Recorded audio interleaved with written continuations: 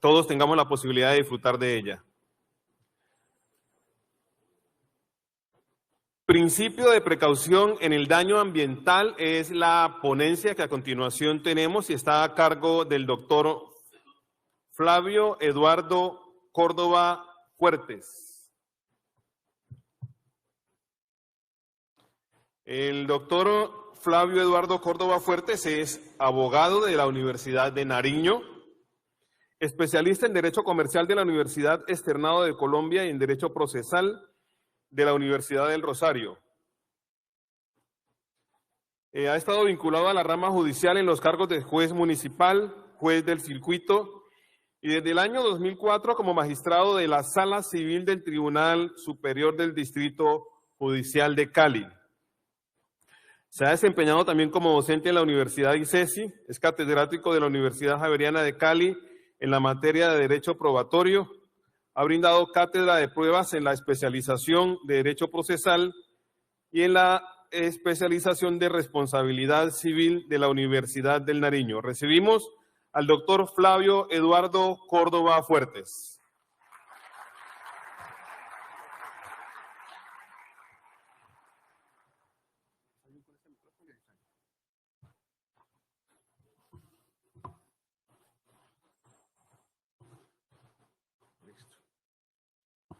Hola. Muy buenos días. Definitivamente es muy grato uno asistir nuevamente a estos eventos en forma presencial. Realmente parece que no nos pudimos acostumbrar a la virtualidad de ver a personas detrás de una pantalla sin poderlas abrazar, porque los latinos somos eso, cariño y expresión. Un saludo a nuestro presidente, el doctor José David Corredor Espitia. Lo felicito, doctor Corredor, se me perdió. De verdad el tema es muy sentido, es muy importante. Yo entiendo que estamos como estamos porque no hay más congresos, más encuentros de este tema. Agradecimiento también a la Universidad del Valle, a la doctora Raquel Ceballos, la primera decana de la novísima Facultad de Derecho de esta enorme universidad. Saludos a nuestros panelistas extranjeros, a la doctora Nadia Yencelis, Sergio Gabriel Torres, Miguel González Andía y Ezequiel Corteletti. Siéntanse como en su casa en este ambiente sano de Cali. A mis colegas, los magistrados del Tribunal Superior, un saludo, gracias por venir, a todos nuestros jueces, a los empleados, a las demás personas, a todos los que nos ven a través o en transmisión en vivo a través de la red social Facebook, desde nuestra cuenta TS Cali Rama Social. Sin más, empecemos, porque yo creo que de pronto si me olvido de alguno de ustedes, les ofrezco muchas disculpas. Había una vez un ambiente sano donde había selva llena de árboles, vegetación abundante, animales de todas las especies, recursos hídricos por doquier, es decir, suelo, aire, agua, flora y fauna, que garantizaba la supervivencia de la humanidad y los recursos naturales de las futuras generaciones. Paralelamente, el humano botaba todos los desechos en ese suelo, en esa agua, sin advertir el daño grave e irreversible que estaba causando. Contaminaba también el aire, es decir, todas esas fuentes de vida. Épocas en que se creía solo, era egoísta con sus congéneres, con las generaciones que iban a poblar el futuro, con los seres y especies vivientes y la naturaleza en general. Por otra parte, también ese humano, valido de la ciencia y la tecnología, producía elementos encaminados a la satisfacción de sus necesidades humanas, proceso en el cual también contaminaba. En últimas, realizaba una intervención a través de una actividad desmedida, sacaba provecho, generaba daños, riesgos para las personas, incluso para la naturaleza, para el patrimonio, proyectándose hacia nuestra descendencia, quienes no tenían ni tienen la obligación de sufrir o padecer las consecuencias nocivas. O se empezaba a ser consciente del daño causado por el hombre en muchas regiones de la Tierra, o de todas maneras, dentro de ese panorama se empezó a generar una sospecha de que se estaba produciendo un daño al ambiente, sospecha que recaía en todo lo que hacía y más en aquellos elementos que la ciencia y la tecnología los producen, lo cual generaba cierta tensión. No se preveía, no se probaba el efecto que podría producir en el medio ambiente o en la salud. Es cierto que apenas se vislumbraba una que otra sospecha de que las acciones ponían en riesgo ese ambiente sano para llevar una vida digna. Es cierto que no había certeza o total certidumbre acerca del daño que se estaba causando, pero y pregunto, ¿es que ahora hay esa certeza? Nunca la habrá. Certeza absoluta no podemos pedir de los científicos en ningún campo y menos tal vez en el que ocupa la atención de este Congreso. Ni antes ni ahora hay prueba científica definitiva que demuestre el peligro. En esas dos ideas se postergó la adopción de medidas para de alguna manera parar la degradación de nuestro medio ambiente. Nuestra irresponsabilidad causó que los ríos, las quebradas, ciénagas, lagunas, humedales disminuyeran, se secaran, que las vertientes hídricas desaparecieran, en fin, que ocurrieran cambios climáticos abruptos, el colapso de la biodiversidad y la extinción de especies, la acidificación de los océanos, niveles elevados de contaminación del aire y la atmósfera. Obvio, al margen lo digo, que hay otros actores que han contribuido a todo esto, el narcotráfico, la explotación de los recursos naturales en forma ilícita, etcétera. Por Dios, debíamos tener precaución. Dentro de ese panorama, obvio que sobrevino la preocupación por la protección al medio ambiente. Hubo necesidad de legislar sobre todo lo que tenía que ver con el medio ambiente y la protección que debía generarse alrededor de ese derecho. Necesidad de que hubiera desarrollo jurisprudencial, desarrollo legislativo y del orden público ecológico nacional y mundial presentado desde hace mucho tiempo. Y entonces se categorizó el ambiente sano como un derecho fundamental, al agua como un derecho fundamental y subjetivo por tratarse de un elemento indispensable para la supervivencia, con sus elementos y estructura, es decir, de todo cuanto se halla en ella, sus humedales, islas, islotes, el ecosistema y el aire libre de contaminantes y el ambiente natural y por tanto de protección local y aún mundial, protegiendo todo ello para preservar nada menos y nada más que la vida en nuestra casa, en el planeta Tierra.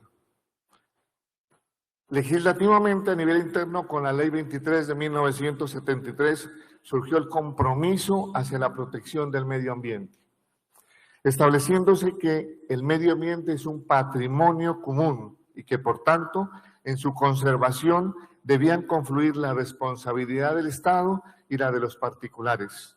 En el artículo 16 de aquella Ley 23 del 73, fuente normativa de la responsabilidad civil ambiental, se lee: el Estado será civilmente responsable por los daños ocasionados al hombre o a los recursos naturales de propiedad privada como consecuencia de acciones que generen contaminación o detrimento del medio ambiente. Los particulares lo serán por las mismas razones y por el daño o uso inadecuado de los recursos naturales de propiedad del Estado. Alrededor de esa fuente normativa de la responsabilidad civil ambiental, la Corte Suprema, en sentencia del 16 de mayo del 2011, dijo: la mencionada disposición, a no dudarlo, contiene el fundamento normativo singular, concreto y específico de la responsabilidad civil ambiental en cuanto a norma jurídica posterior, especial y de preferente aplicación a la disciplina general consagrada a propósito en el Código Civil y también a otras disposiciones legales ulteriores sobre materias diferentes, verbigracia la Ley 1333 del 2009.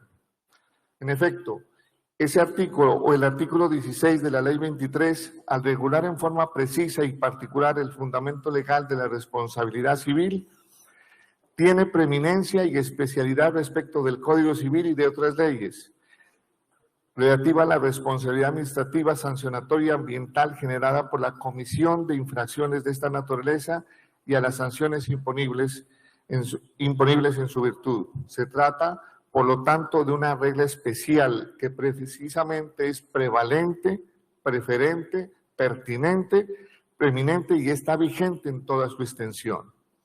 Obvio que en nuestra llamada Constitución ecológica debe reconocerse que el constituyente colombiano le dio un impulso determinante a la protección del medio ambiente. Otorgó un peso preponderante a la defensa de ese medio, desarrollándose por la Constitución diferentes aproximaciones a la cuestión ambiental.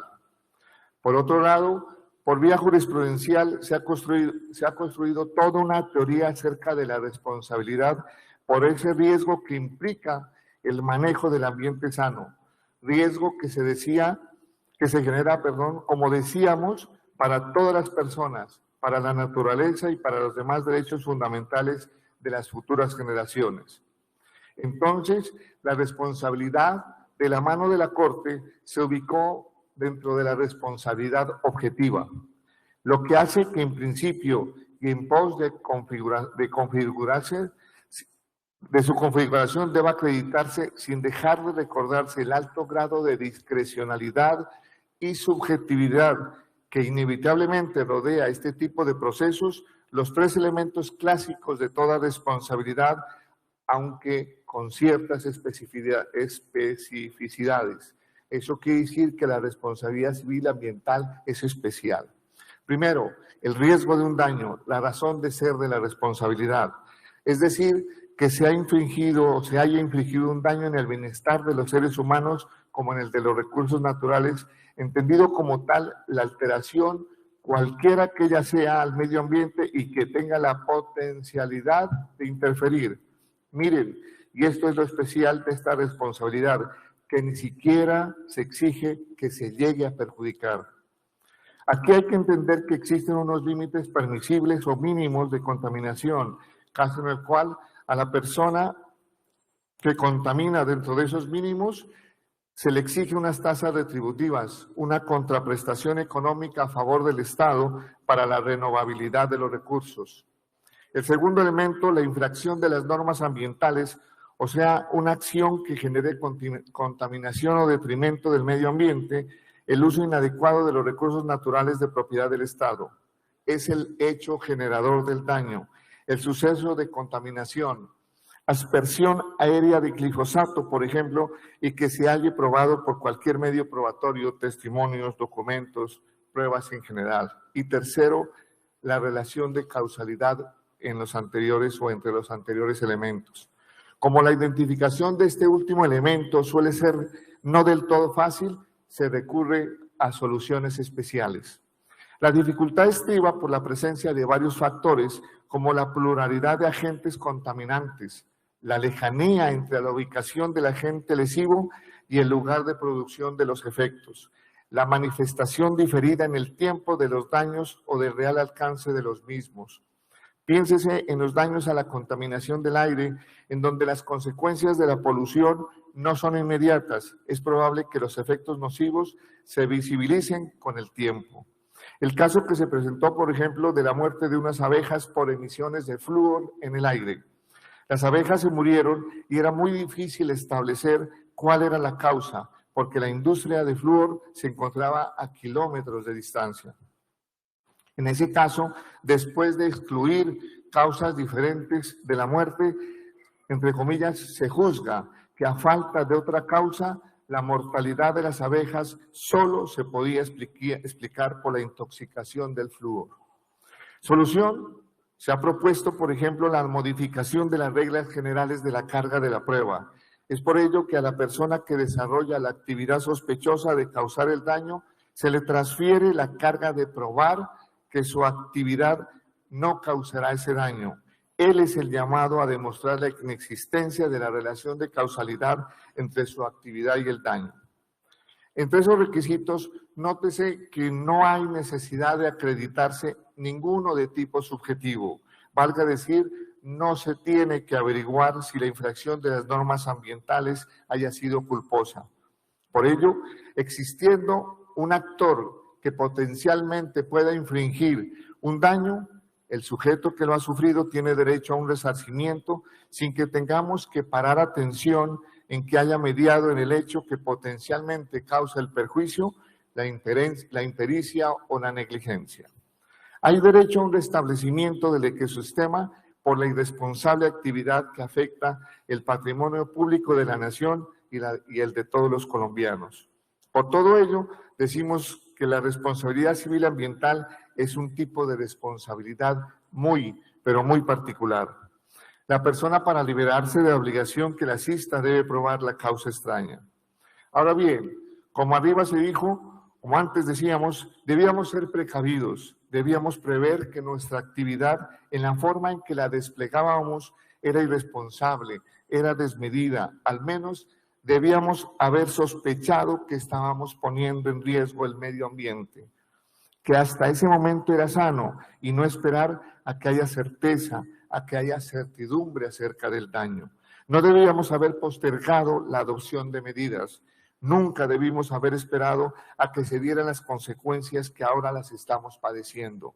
Le tocó al legislador y a la jurisprudencia tomar medidas en torno a la aplicación de las normas, abrir paso en esa responsabilidad especial que lo es el deterioro del ambiente sano, a un principio que se le ha dado el nombre de principio de precaución. Hemos caído ya al tema central de estas palabras. El principio fue consagrado o introducido, por así decirlo, por el legislador colombiano en el artículo 1.6 de la Ley 99 de 1993 y conforme a la sentencia T299 de 2008, decisión en que la Corte delimitó la aplicación del principio en el ámbito administrativo, se aplica en la medida en que se presenten los siguientes elementos. Primero, ante la amenaza de un peligro grave al medio ambiente o la salud, del cual, 2, no exista certeza científica, pero 3, si existe algún principio de certeza, 4, las autoridades deben adoptar medidas de protección o no pueden diferir las mismas hasta que se acredita una prueba absoluta. Elementos que deben presentarse o deben concurrir, con lo cual se delimitó aquel principio en el campo de las actuaciones de las autoridades administrativas, eliminando la posibilidad de actuaciones abusivas o el otorgamiento de facultades en forma ilimitada en cabeza de los funcionarios ambientales, para lo cual existe el control judicial.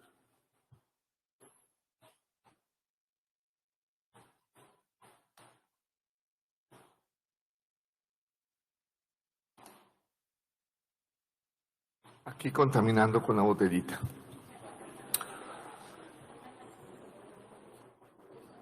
Entonces, ante la presencia de una sospecha, recalco, sospecha de que al realizar una actividad humana se pueda causar un daño al ambiente o a la salud pública, utilizando o no elementos que hayan sido producto del avance de la ciencia o la tecnología, sin que se sepa con certeza los efectos, porque no se han realizado las pruebas, porque no ha habido tiempo y sin que se deba esperar a que el daño ya se haya causado, con el agravante de que ese daño pueda resultar irreversible, debe recurrirse a este principio de precaución.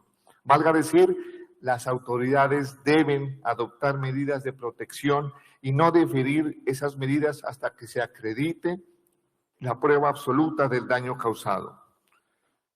Siguiendo esos delineamientos, obvio que surgen ciertos interrogantes. ¿Debemos esperar a tener certeza científica para adoptar una decisión? ¿Podemos retardar la protección de derechos fundamentales esperando ese resultado? Pero también se podría pensar que tomar medidas de esa manera, sin tener la certeza de que la actividad afectará el medio ambiente o la salud, puede conllevar a desincentivar el desarrollo de investigaciones rigurosas, el desarrollo de actividades científicas, aunque también podemos generar la necesidad de profundizar en las investigaciones, lejos de ser un límite a las mismas. Es allí donde toma importancia la sentencia antes citada, la T-299 del año 2008, donde decía se delinearon esos elementos básicos del principio de precaución, asumido por nosotros al suscribir la Declaración de Río sobre el Medio Ambiente y el Desarrollo y después con la expedición de la Ley 99 de 1993, principio que se ha tenido en cuenta en múltiples pronunciamientos jurisprudenciales sobre el tema, advirtiendo que principios como el de precaución son consistentes con los deberes del Estado en materia de protección al medio ambiente. Ya en contexto, advertido el delineamiento de aquel principio, que lo es netamente jurídico, visto desde el ángulo del derecho probatorio y por ende desde el derecho procesal, está llamado a ubicarse en la categoría de regla de decisión. El tema es uno de los aspectos más importantes de la administración de justicia, civil o penal, constitucional, lo que sea, porque se trata de que su aplicación se haga en un momento crucial, en el momento en el que el juez llega a una decisión final sobre el caso que trata de resolver. El legislador y la jurisprudencia lo ha ubicado, lo ha desarrollado, lo ha delineado para servir como una regla de decisión. ¿Y qué quiere decir que sea una regla de decisión? ¿O qué implica que sea una regla de decisión? Pues que justamente se decide la causa ante la falta de esclarecimiento de un hecho conforme a este criterio que distribuye el riesgo. Se distribuye el riesgo de la falta de esclarecimiento. Recordemos que el legislador ha establecido varias reglas de decisión. Por ejemplo, la carga de la prueba objetiva. Es una regla de decisión, o sea, ante la falta de esclarecimiento de un hecho, el juez decide según la carga de la prueba. ¿A quién le corresponde probar? ¿Al demandante? Pues bien, demandante, no has demostrado este hecho, allá tú pierdes. Es la regla, así es el sistema. O sea, ahí el legislador dice, bueno, si aquel no prueba estos hechos, él pierde. Entonces, si es que él no prueba, es a él a quien se le aplica el riesgo. ¿El riesgo de qué? El riesgo de que un hecho no esté probado. El tema resulta sensible porque si es que yo alego hechos, entonces el sistema va a decir, pruébalos, porque si no lo haces, vas a perder. La dimensión objetiva de la carga de la prueba es precisamente una regla de desempate ante el riesgo de no esclarecimiento de los hechos. Es un mecanismo de desempate realmente de cierre del sistema. También se ha ideado por el derecho herramientas otras reglas jurídicas de decisión que permiten resolver, por ejemplo, desacuerdos que se presentan entre peritos. Nuestros sistemas procesales han ideado remedios para superar y resolver esos conflictos. ¿Cuántas veces la judicatura se ha encontrado dentro de un proceso ante la existencia de dos conceptos periciales? Es decir, las partes, cada una ha presentado un concepto y entre ellos hay afirmaciones o conclusiones opuestas. Estamos frente a un desacuerdo pericial que, dicho sea de paso, estos desacuerdos no son bien vistos. El propio legislador procura evitarlos, huye de ellos. El Código General de Proceso ordena que el dictamen debe rendirse por un solo perito. Se cierra la posibilidad para que se presente el desacuerdo. La prueba de oficio también debe recaer en un solo perito. En fin, y ante ello los jueces, ¿qué hacemos? ¿O qué debemos hacer cuando se presenta un desacuerdo entre las comunidades de expertos? El derecho da herramientas, reglas jurídicas de decisión que permiten resolver esos desacuerdos. Nuestros sistemas procesales han ideado remedios para superar y resolver esos conflictos. Se recurre, por ejemplo, a los estándares de prueba, o sea, esa determinación del nivel de prueba que consideramos suficiente para decir que el hecho está probado. Por ejemplo, para la comunidad experta la prueba no es suficiente para que se acepte la relación causal. No obstante, para la judicatura puede ser que sí se supere ese estándar y la solución se dé por ese camino. El estándar de prueba se muestra diferente. Tenemos estándares de prueba distintos porque la comunidad experta, dadas las consecuencias que supondría su actuar, pide un mayor nivel de prueba, mucho más exigente. Tal vez nosotros en el derecho, en materia civil, por ejemplo, no necesitamos de ese nivel de prueba y podemos resolver el caso a partir de prueba de indicios. Nuestra forma de resolver los casos habiendo pruebas y siendo la discusión sobre la suficiencia de las mismas podrían no coincidir con la comunidad experta. No hay que escandalizarse, así se presenta en algunas ocasiones. Pero puede ocurrir que no hay, o que no hay en estricto sentido un desacuerdo de los científicos. Lo que hay es o mejor, lo que no hay es certeza científica. En este caso es que se recurre al principio de precaución. Vean cómo el derecho ha establecido otra regla de decisión y que es precisamente el que ocupa nuestra atención. En materia ambiental se ha recurrido al principio de precaución. Principio netamente jurídico. Fíjense, no nos esperamos a que haya un consenso de la comunidad experta. No nos esperamos siquiera ver las consecuencias de lo que, por ejemplo, hace o está haciendo una determinada fábrica, una determinada empresa. Decimos por precaución, ante la potencialidad de un daño, jurídicamente vamos a actuar de esta manera. Es el riesgo de daño aquello que se presenta como razón o como base para adoptar medidas de tipo precautorio por parte del Estado. Claro que no es que no haya información, no es que haya falta absoluta de información para que se abra camino a la aplicación del principio, no. Es la presencia de indicios, su valoración lo que indica la potencialidad de un daño. Regla propiamente jurídica de decisión que ya tenemos y que ya hemos usado. Este principio de precaución le permite al juez tomar una decisión ante la incertidumbre presente en determinado proceso. Principio que responde al riesgo o lo que es lo mismo, a un cierto grado de probabilidad de un daño, sin que la magnitud de dicha probabilidad se haya podido establecer con certeza. El principio de precaución se contrapone a la tradición romana que sobre el daño cierto y verificable ha estado vigente. El principio de precaución actúa sobre el riesgo del desarrollo y el riesgo de la demora, sin olvidar, como arriba lo decía, que podría recurrirse a una inversión de la carga de la prueba, valga decir, la parte que desarrolla una actividad humana sospechosa de causar daño al ambiente sano, sería la llamada a demostrar la inexistencia de la relación de causalidad entre su actividad y el daño, a la que se le transferiría la carga de probar que su actividad no causará ese daño, no causará afectación en forma significativa sobre el ambiente.